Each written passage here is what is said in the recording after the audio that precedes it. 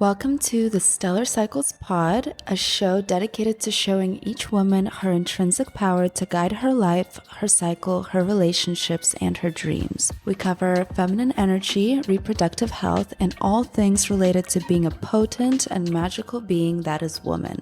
I'm your host, Alina, and today our topic is how to get the relationship that you want, not the situationship you're in.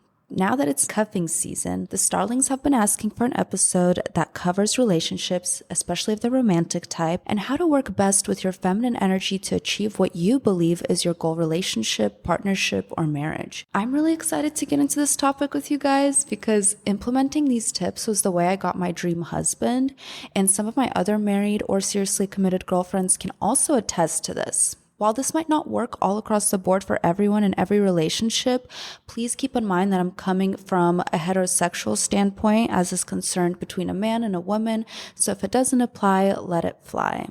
First, I've got some updates for you guys. I have been having the worst ear infection ever. I'm about a month into it now. A month later, 6 urgent care visits where they just are not doing what they need to be doing about it. Every time I go in to check on it, they're just like, yep, your ear canal is blocked. We can't see it. And they try to flush it out. They can't flush it out. And they send me off with a bill and all the things that are not actually helping. And so they finally went ahead and put me on these crazy steroids and antibiotics, which you guys know I'm not a fan of. I have been much more into the holistic way of doing things, but at this point, if the infection is so bad and they've let it go this long without any sort of resolution, I just don't want it getting any worse. But since I started the meds, my pain has just been off the charts. Insane. I drove myself to urgent care yesterday, crying, screaming in the car. It was that bad. It was right up there with the worst period cramps from hell that I've ever had. So it's my first ear infection. So my heart goes out to anybody who either, has had one or goes through them constantly. It's just really not fun. It's a type of pain that is just indescribable. But now I'm just trying to manage the pain with Tylenol and things like that. It doesn't really work. I'm just really hoping that the antibiotics and steroids take effect soon and get this infection out of my body. We did take some swabs so we can tell exactly what kind of bacteria or virus is causing it. But yeah,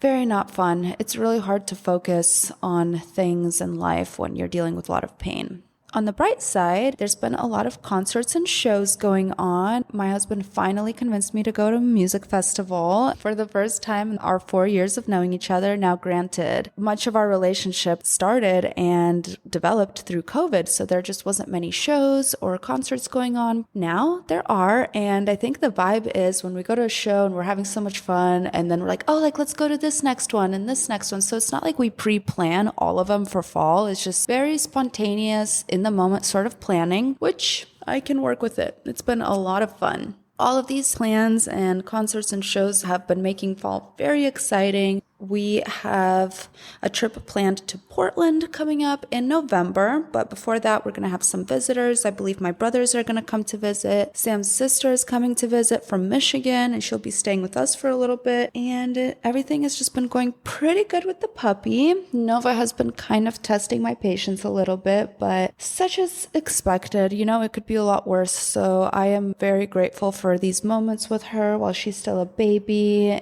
She needs me a lot more now than she's going to need me when she's older, and that is beautiful in and of itself. And she's laying right next to me right now as I'm recording this podcast, just kind of, opening her eyes, giving me the side eye every now and then. This girl has got an attitude, that's for sure.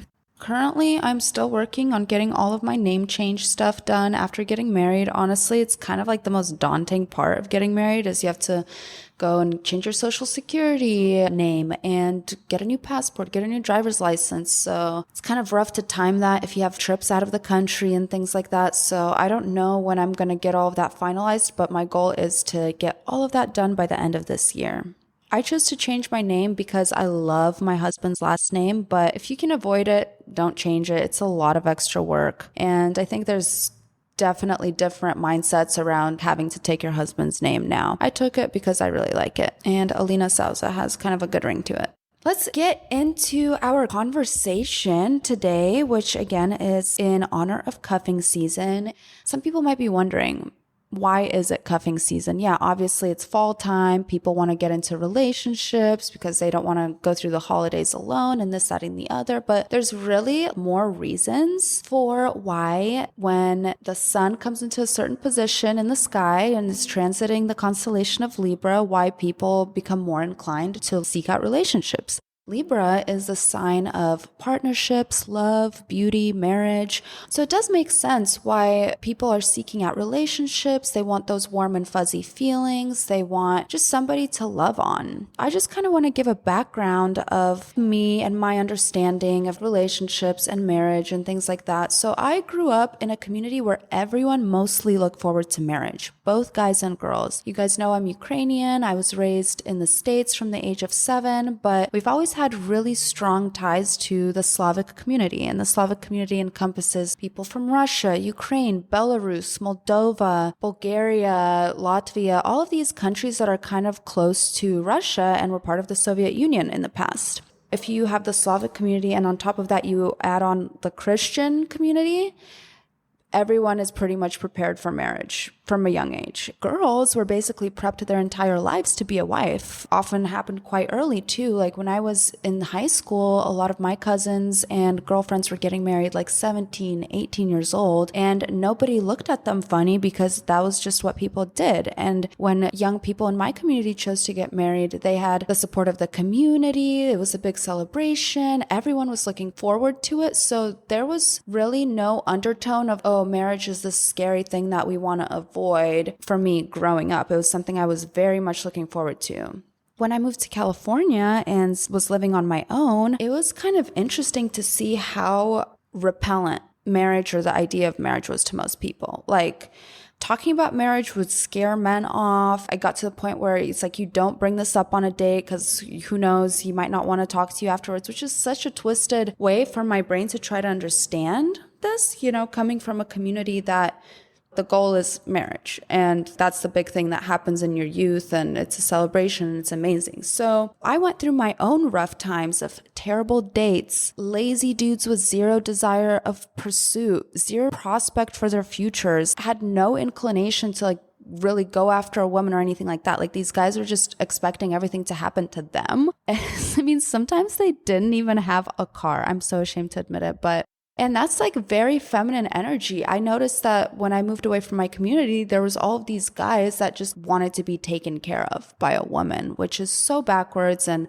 they were very much living in their feminine energy and causing all the females and all the women around them to really step into their masculine energy. So I knew something had to change within me and my choices if I was going to have the man, the relationship, and the marriage I've always envisioned ever since I was very little. I just want to touch on something real quick. People love to be all like, oh, I don't play games, but they also fail to realize everything in life is a game. And more so than anything, people are always looking for ways to have power over others and get their way. It's just human nature.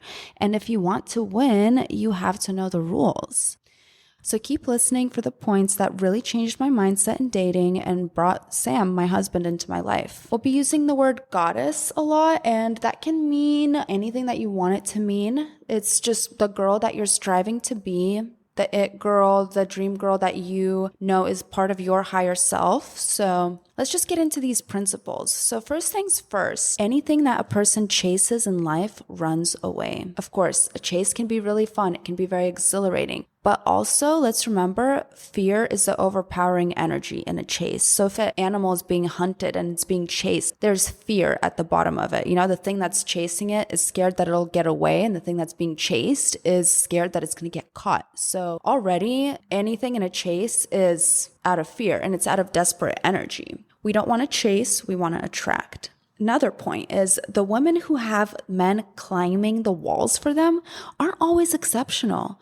Often they're just the girl that doesn't appear to care too much. It's not always this crazy hot beauty queen that has men stumbling over themselves to open a door for her or this or that or the other. Actually, a lot of the times the prettiest girls hardly even get the attention that a lot of you guys think that they get. And they don't get hit on that much. And a lot of the times it's just the girl who just simply doesn't seem to care a lot, just has a very carefree energy. Another thing we got to keep in mind is that all of this, I said it was a game, but it's also a mental challenge. A man is attracted to a woman based on the mental challenge that she presents him. And what is this mental challenge? Well, a woman is perceived as offering a mental challenge to the degree that a man doesn't feel he has 100% hold on her.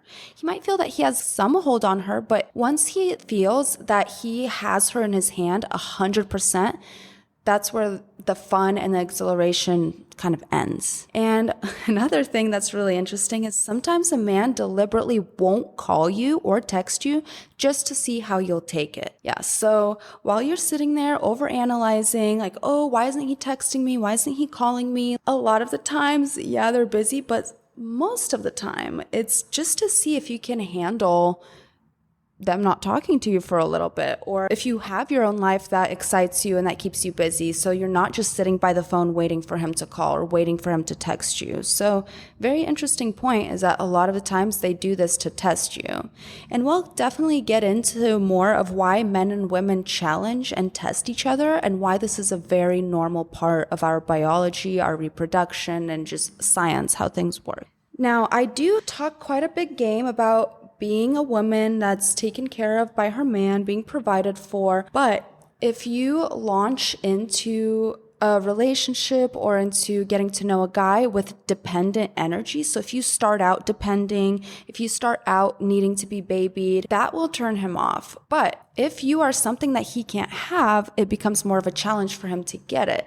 So I think in the beginning, it's a very good strategy to stand your ground and don't allow anybody to push you around, and don't require so much from him for him to show that he's a provider from jump.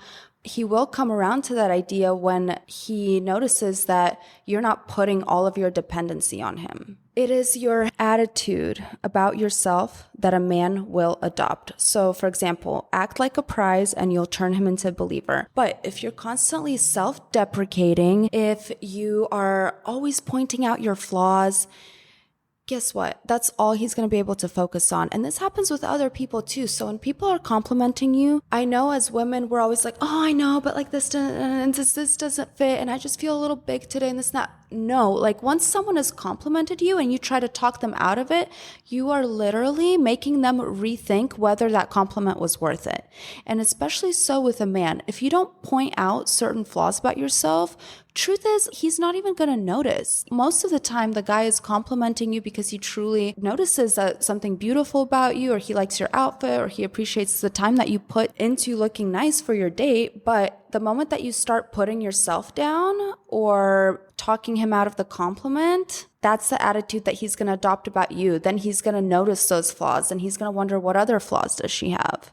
Now, the biggest variable between a goddess and a woman who is too nice is fear. So the goddess shows that she's not afraid to be without him. A lot of girls, when they get into dating a certain guy or even just talking to him, they of course, fall in love with potential. That's just something we all do. And then she starts picturing her life as a life with him and might act out of fear that, hey, if this doesn't work out, I'm not going to be good. I'm not going to be solid. And the man can sense that fear. Remember, fear is a desperate energy. So we never want to be operating out of fear. We just want to keep things open, light, and easy. And if the choice is between your dignity and having a relationship, the goddess will always prioritize her dignity above all else. Do not ever do anything that's going to cost you your dignity, because that's kind of all you have in this world. If you strip away all of your belongings, even your reputation, your family, your friends, dignity is the one thing that you can walk away with. And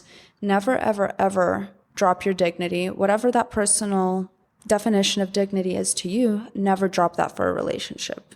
Another good principle is when a woman doesn't give in easily and doesn't appear docile or submissive, it becomes more stimulating to obtain her. So remember, submission is very, very good later down the road when the man has proven himself as a strong provider, as someone you can trust, and as a man with a good heart. But until then, you are not going to win him over by playing the submissive role or being extremely docile, extremely agreeable. That makes them lose their interest so fast. So don't give in easily, make it more fun for them too. For everybody, being right on the verge of getting something that you want generates a desire that needs to be satisfied. Now, moving into last minute territory, we all know how much it sucks to only be invited to last minute things. You kind of feel like an afterthought. You feel like, oh, did they already ask 3 other people and they turned them down and now they're going to ask me? But so many of us just jump for those last minute plans, even though we know that the person did not put in any time or effort into considering us. And a man knows which woman will give in to last minute requests. They can usually tell right away what woman will be always available for them, will meet up with them at the drop of a dime. I actually have an example from my dating situation with Sam when he really wanted to go hang out, go see the Christmas lights. And it was very last minute. And in my body, I just felt that I don't want this to become a thing. I don't want him to think that he can. Now, I'm all for spontaneous plans and this and that, but I just don't want things to fall into the pattern of last minute events or hangs. And it was hard for me. Again, I had to go against all of my previous experience, all of my previously engraved instincts. But in that moment, I very nicely shifted the conversation and I said, you know what? I can't make it tonight. I am working front desk. That was my job at the time. But how about this other day? And he aligned right away with that. And Sam said, oh yeah, you know what? Maybe tonight's not the best night. We'll go another time. So you got to put your foot down and let them know that, hey, like I'm worthy of having at least several hours to plan for something. I'm not a last minute girly. Whether you have terms and conditions indicates whether you have options. Almost immediately, when you start dating, you present yourself as either a doormat or a dream girl. What's a doormat? A doormat is someone who just allows other people to step all over them. She's there for the taking. Dream girl, she has standards. She comes with terms and conditions because she has a pool of suitors to choose from, and her standards are gonna land her in the best possible situation that she could be in. Now, if you smother him, he'll go into defense mode and look for an escape route to protect his freedom. So men and women are so interesting and such polar opposites. So it's so cool that we get to live this life and try to get to work together. But the most valuable, precious thing to a man is freedom. The most valuable and precious thing to a woman is security. Do you see how those are the same but different? So I feel that a relationship between a man and a woman is constantly trying to find that balance between freedom and security. And there's so many relationships that we know of that the man just literally dwindles down and loses his masculinity because of how much the woman that he's with smothers him and constantly has to know what he's doing and this and that and the other. And, people have trust issues for different reasons, but if you really want your relationship to blossom and you trust the person that you're with, you got to give them the freedom and they will appreciate you for it so much. And you can define for yourself what that looks like, if you need to check in with them every once in a while, but not like in a mother with a teenager sort of way, if that makes sense. So whenever a woman requires too many things from a man, he'll resent it. Let him give what he wants to give freely and then observe who he is in that process. So there's just so much on social media now that girls are like, I want this, this, this, and that, and don't even take me out if you're not going to spend $1,000 on me. And honestly, good for them that they're that bold, but you want to see what the guy will do for you freely, just out of his own character and out of his own heart, much more so than you want to demand, right? And eventually, I think as any person would, they'll start to feel used. They'll feel like, oh, this girl only wants to be with me because I bought her a bag or because I take her to these nice restaurants that she can post, The men really do feel that type of stuff, and more so now than ever, they're actually shy. Like the good, solid men of means are now moving away from those types of women that are just wanting to be flashy. So again, just allow him to be who he is, for him to give freely, and then just observe that. Some of the best relationship advice that I've ever heard is like, you literally as a woman don't have to do anything. Like if he wants to take you on a date, he'll ask you, all you have to do is say yes. If he wants to open the door for you, you don't have to ask for that. Just watch if he does it. If he wants to call you, you wait for that to happen. You don't do anything. You're not here to push the cart or whip the horse. That is not your job as a woman. As feminine energy requires us to do, we need to receive and just open ourselves up to reception and then just see, do we like it? Do we not like it? Do we want it? Do we not want it? So a goddess gives a man plenty of space so he doesn't fear being trapped in a cage. You know what this makes him do? He sets out to trap her in his. So as soon as the man feels that sense of freedom, it's kind of like, whoa, this is different. Usually the woman is like calling me all day and texting me all day, and it just feels like exacerbating. But my goodness, who is this girl that, she seems to have a life. She's not requiring too much of me. Oh, I got to lock that down. Now, if you tell him you're not interested in jumping into a relationship with both feet, he will set out to try to change your mind. How often do you hear of it the other way around, where the guy is like, oh yeah, dude, I didn't really like her at first. So I didn't think she was that cute, but eventually after months and years, she wore me down and I fell in love with her. That's just literally not how men work. If they want you from jump. And if they want you and you tell them, hey, I'm not willing to jump into the deep end with both feet, I just kind of want to take it slow. If he really wants you, he will do that with you. And it will be a very exciting and enticing challenge for him to win you over. And a man who feels like he's earned a relationship, trust me, will value it so much more than a guy who was beaten down into a relationship. What are we? Where are we headed? How do we define this? Like when I was dating Sam, I never asked him those questions until he literally took me and pulled me up on a hill and was like, will you be exclusively my girlfriend? Always give the appearance that he has plenty of space. It gets him to drop his guard too, because a man that is constantly being smothered, followed, texted, called, he's gonna have his guard up. He's not gonna drop his guard for you. But if you give him plenty of space, guess what? He's gonna open up to you a lot more. And of course, more than anything else, he watches you to see if you'll be too emotionally dependent on him. Now, we all know women are the more emotional creatures, but it is a huge mistake to dump all of your emotions onto a man. They are not built for that. If you look at their relationships with each other, their relationships are not emotional. Their relationships are very physical.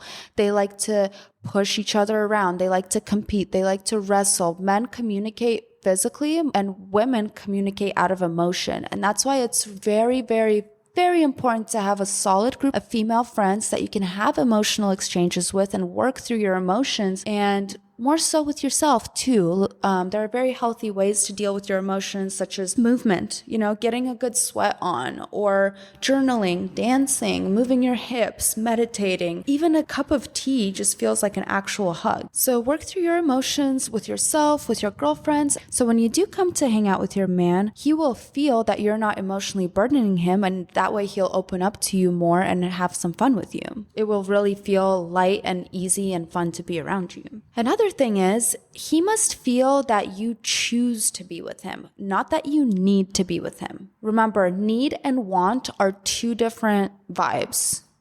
Need is almost clingy, like I literally can't live without you. But want is like, hey, I have all of these options, but I want you and I choose you. Doesn't that feel so much better? Even think about it on the flip side. Would you want to be with a guy who needs you and needs you to co-sign for this and pay for that and help him split this, that, and the other? Or do you want a guy who could have anybody, but he really just wants you? Doesn't that feel so amazing?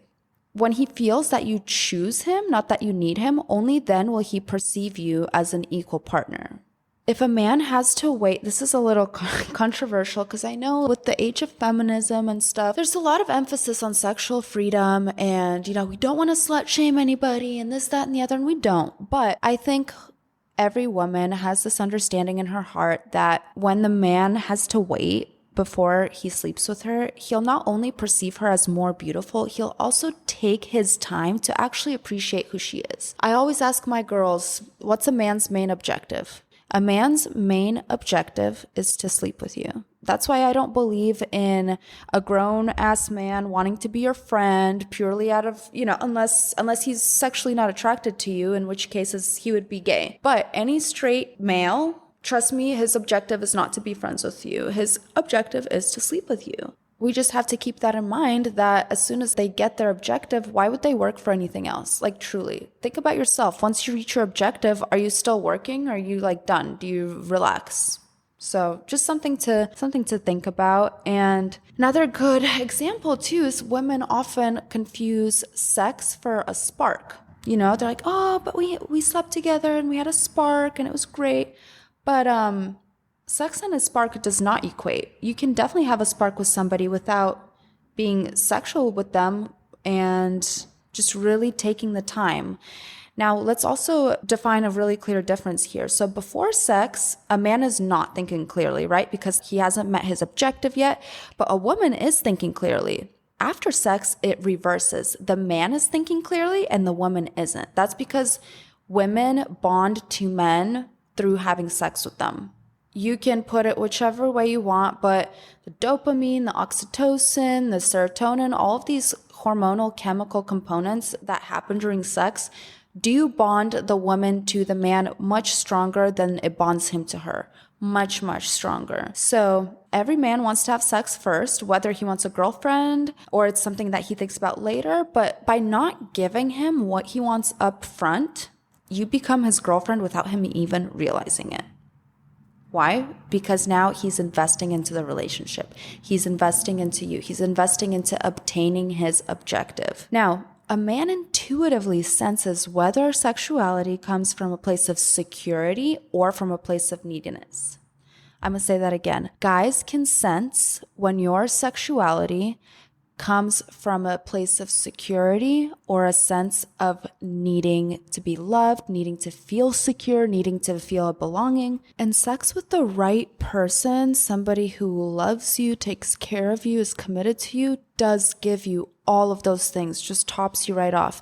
But the point here is that men really can sense it if you're just having sex with him to appease him, and that just like lowers you in their eyes. Now, bad habits are much easier to form than good ones because good habits require conscious effort. They require discipline, requires patience. Waiting encourages this effort. So again, say what you want, but just waiting it out is really going to build some really good foundation for discipline in your relationship. If he makes you feel insecure, let that insecurity be the answer. He just doesn't like you that much, or he wants to put you down. He wants to come out on top, but he does not genuinely care about being your protector and your provider. So let that sense of insecurity speak for itself. A real guy who is a good man with a good heart will not be having you feel insecure. There's a lot of things that we feel insecure about on our own that is absolutely our job to work on as women, but just do your best not to project that into your relationship. Just know the difference, because if someone is causing you to feel insecure, they're not the guy for you. Let that be your guide. Anytime that guys see a woman as competing with another woman, number one, that makes them peacock out. Like they're just like, ooh, look at that. Like she's literally competing with another girl just because she wants me so hard. You're just demeaning yourself. There's just no reason to do it. Step above the competition. Just let your vibe be your vibe. Stand out on your own and never compete with another woman for a man. It's just literally never worth it. One thing that's really good to do is to let him think that he's in control. Obviously, as women, we are so powerful and our sexuality is so powerful. That's why I harp on this subject so much. It's not because I want everybody to wait until marriage, but just like get something that you want out of it first before you literally lay your entire flower on the table for him and let him reach his objective before you even get what you want. We as women really have to tap back into the power that we all know we have, because it really makes the world go round. It does. And when you let him think he's in control, he'll automatically start doing things that you want done, because he'll always want to look like a king in your eyes. Men are literally dying for the approval of others. You know, they can never say it because they're not allowed to be emotional and they're not allowed to have feelings, but they're constantly looking for approval from their buddies, approval from women. As long as you help him feel like he's the one leading, he's the one in control, you'll be a winner too. Now, when you cater to his ego in a soft way, he doesn't try to get power in an aggressive way. So there's a lot nowadays with women being very in their masculine power, really trying to control everything, trying to plan everything, trying to do all of these things that the man is supposed to do. That causes them to react aggressively to us, because competition is competition for men. If they're being met with the same masculine energy that they carry, all of a sudden it's a competition. But if they're met with the polar energy that they don't carry, right? This is a really masculine guy and he comes across a very feminine woman, that just pulls him in like nothing else. When you appear softer and more feminine, you appeal to his natural instinct to protect you. But when you appear more aggressive, you appeal to his instinct to compete. Very good thing to keep in mind. He'll let a woman who becomes his doormat pay for dinner on the first couple of dates, but he wouldn't ever think of her as his dream girl. A guy who thinks about a woman that is his dream girl, I don't think he envisions splitting bills with her. I think he literally sees himself as the type of guy who is capable of taking care of a girl that is his dream girl, the type of girl that he wishes to attain. Not the girl that he's hanging out with just because she will meet him at last minute, will let him sleep over, will split everything down the middle with him, will even pay for his excursions and his adventures and his experiences. Of course, they'll take it. Who wouldn't want that? But they're never going to value you as that objective, that woman that they're striving and working and competing to be able to have. If you give him a feeling of power, and women are very good at that, he will want to protect you and he'll want to give you the world, right? All men, like I said, are just looking for power, for approval, for a standing in society. And if you can make him feel that way in the privacy of your relationship, he will truly give you the world. That's just point blank. A lot of women, myself included too, in my earlier years of my 20s, we can be very independent, very masculine, very much like, I have to do this for myself. This is how it has to happen. This I plan my whole life. I can get it on my own. When you start acting like you can do everything on your own, you're going to get stuck doing everything on your own. So be a little bit more helpless. Be a little bit like, oh, I don't know how to put air in my tire. Which gas thing should I put in my car? I don't know if I should do premium. I don't know if that's a good one. But men love a helpless woman. They love being like the hero in a situation, coming to the rescue, being the ones to help her out and getting that big pat on the back and that feeling like they're a king and like they helped her out.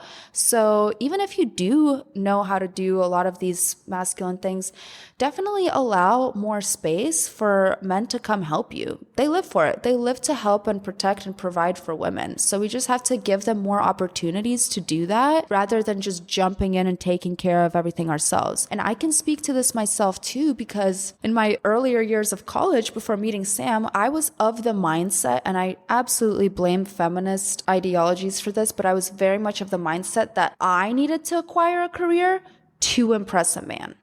How messed up is that? I was out here talking on dates about how I'm going to do this, and the other, and climb this corporate ladder and blah, blah, just such masculine energy. No wonder I was literally just attracting little boys who wanted to be taken care of, who needed a mommy in their life still. It was crazy.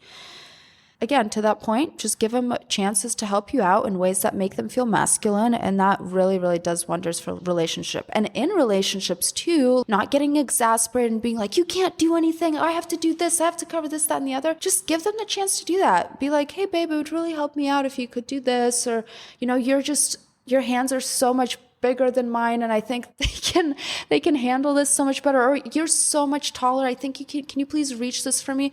What man doesn't love being asked when his woman asks him to open a tightly closed jar, right? Like they just love to like pop it open and just feel like their muscles went to use.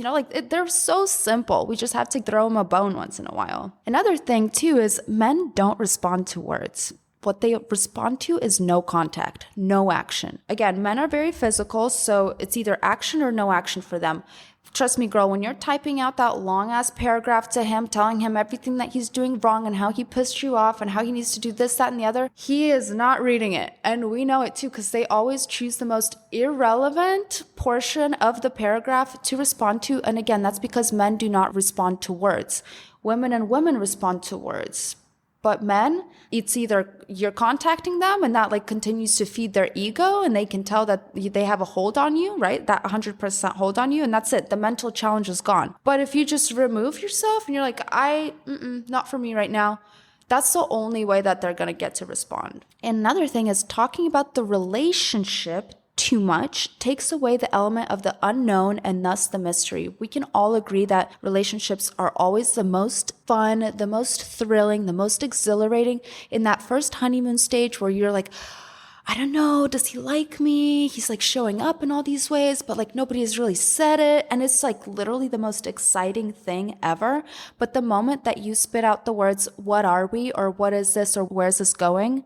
All of that excitement dissipates, especially for the guys. So do your very best, even if you're dying to know, just do your very best to maintain your boundaries for if the relationship has not yet been defined by the man, and it's always the man who's going to define the relationship, ladies. Always the man. But again, don't give too much until they say like, hey, I want to exclusively be with you. I don't want you dating anybody else. And a guy who truly and absolutely wants the woman for himself, it'll make him sick to think that she's going out with other guys or this or that. But it also, if he doesn't really care about you like that, it's not going to matter to him. Men respect women who communicate in a succinct way because that's the way that men talk to each other. They're not going to be saying like microaggressive things with like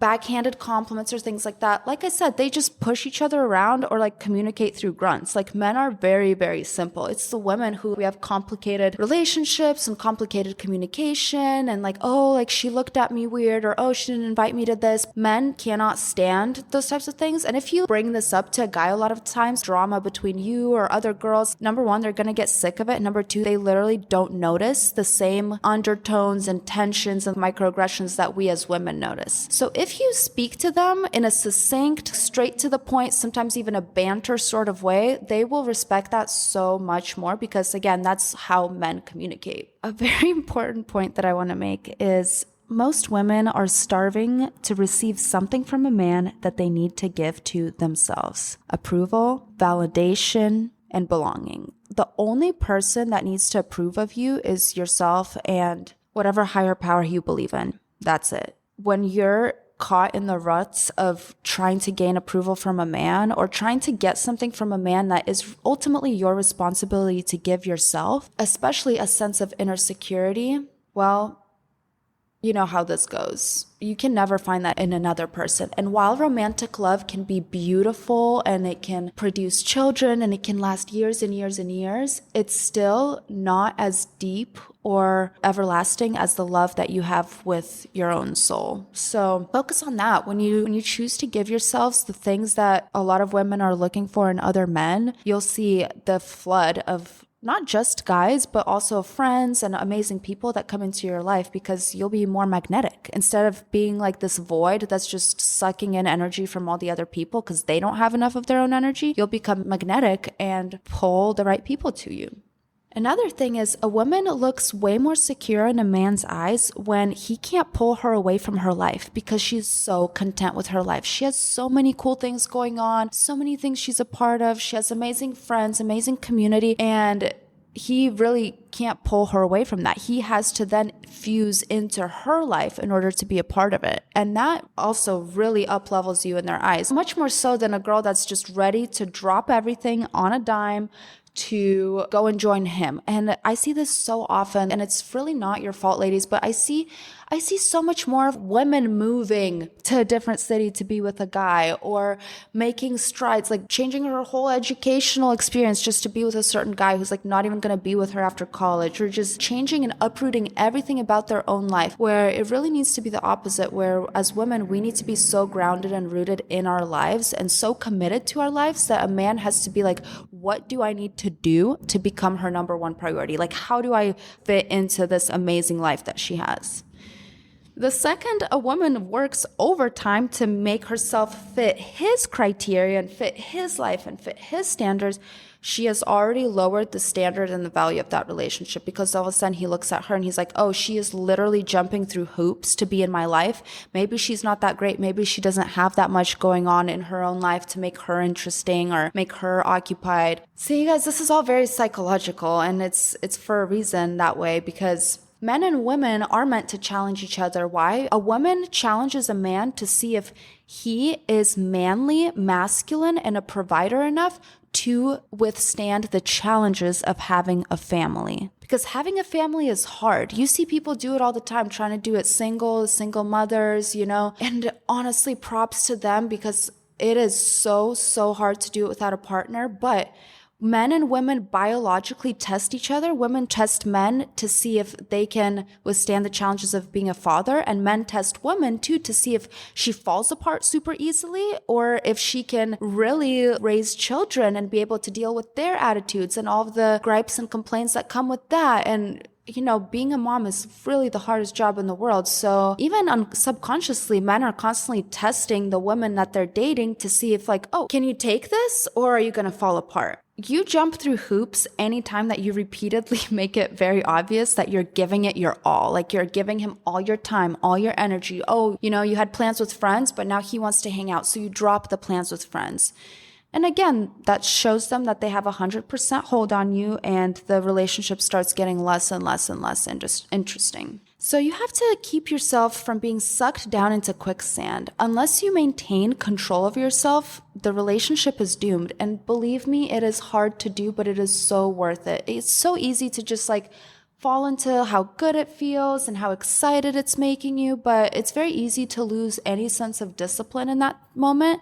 Remember, when you're dating, you're basically shopping for a life partner. And when you're shopping and you really want a really amazing thing of quality that lasts you a long time, that will be with you forever, that you're really investing in, and the creator of that thing invested in it too, right? We have to think about it that way. Is if you want a specific type of guy, you have to think about yourself too. Why would that type of guy want me, right? It's really important to maintain control of yourself and truly become the woman that is deserving of the type of man that she dreams of. A lot of women are out here requiring all sorts of things, but it's like, look at yourself. You haven't even put in the work to require and demand so much from a guy who is working hard, also has to prove his place in society, also is concerned with his reputation and public standing, and also is concerned with whether he's a provider or not. Because whether or not they admit it, men are so money hungry because society has convinced them that that's the only place where their value is found. So again, just think about like, okay, the type of man that I want, that I envision myself with, am I the type of woman that kind of guy would choose? And trust me, they're out there, and you can become that woman and really raise yourself to those goddess standards. Jumping through hoops often has a negative outcome. So he sees it as an opportunity to have his cake and eat it too. But when you stay just outside his reach, he'll stay on his best behavior, right? Because for a guy, what's the objective? Does he have you completely or not? Does he have you completely or not? And sometimes it terrifies them when they don't have you completely, and they'll throw out, certain tests where they'll require a lot from you, but just stand your ground. Keep your requirements high and your standards even higher, and they'll either adapt or they will disappear. I think I'm going to have to make a part 2 because this episode is getting kind of long. So next week we will have a part 2 for the cuffing season tips. And I'm just going to end on this one last point. So the super nice doormat girl gives away way too much of herself when pleasing him regularly becomes more important than pleasing herself. That's when she becomes a doormat, when she's rushing over to take care of his stuff, to make him happy, to make his dinner, when he's not really doing much for her, and she's not even doing much to please her own life or her own self or continue to follow her ambitions or dreams. So just one thing to keep in mind, like, are you counting on this person always to please you, or are you always running over there and pleasing them? Or are you still doing things that give you pleasure and that give you a sense of life and a sense of vitality? So yeah, girls, this was a pretty good girl talk episode. We will meet back next Monday, and I just want to thank you all for bearing with me as we're going through this transition and as I'm kind of recording by myself and getting some guests on, but I just wanted to thank you all for being here and for getting into this conversation, and can't wait to talk to you next week. Stellar Cycles out.